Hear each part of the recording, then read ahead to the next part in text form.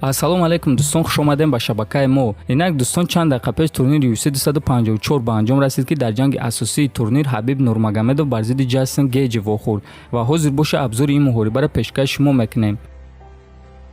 Якам раунд сар шуд. Ҳабиб якам рақам кор кард, а Ҷастин бошад дигам рақам ва Ҷастин якчанд зарбаҳои хеле сахт ба Ҳабиб зад ва як лаҳза ба назар чунин мерасид ки гӯё ки ҳозир Ҳабиба ба нокдаун рой мекунад. Не ки хел нашуд варзигаро ба якдигар зарбаҳои хеле сахт задан ва гуфта намонад ки Ҳабибам дар стойка ба Гейҷи зарбаҳои хеле сахт зад ва дар охири раунд Ҳабиб Гейҷиро ба замин ғалтон ва қариб буд ки дасти ӯро ба ливой гирад. Не ки раунд тамом шуд ва варзигаро ба кунҷи худ рафтанд. Дуюм раунд сар шуд ва дуюм раунд мисли якам раунд сар шуд. Не ки камтар дар стойка кор карда Ҳабиб Гейҷиро ба замин афтон ва бо тариқи нафасгир кардан ғалаба ба даст овард. мо дӯстон Ҳабиб Нурмагомедов ва ҳама мухлисои Ҳабибро табрик мекунем.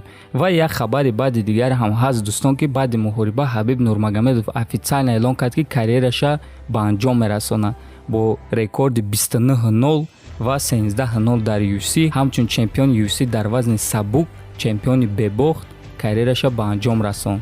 ва дӯстон, фикр ақидотан дар комментария нависен. ҷанги пурраро дар телеграм канали Паҳлавон тамошо кардан метонен ва ҳамчунин дӯстон дар канал обуна шавед, чунки видеоҳо хабарҳои бисёр мешавад. баъди Ҳабиб карьераша ба анҷом расондан ба чӣ корҳо машғул мешавад, ки барои камарбанди UFC дар вазни сабук меҷангад ва бисёр хабарҳо мешавад. барои ҳамин ҳатман дар канал обуна шавем ва хабарҳои нава интизор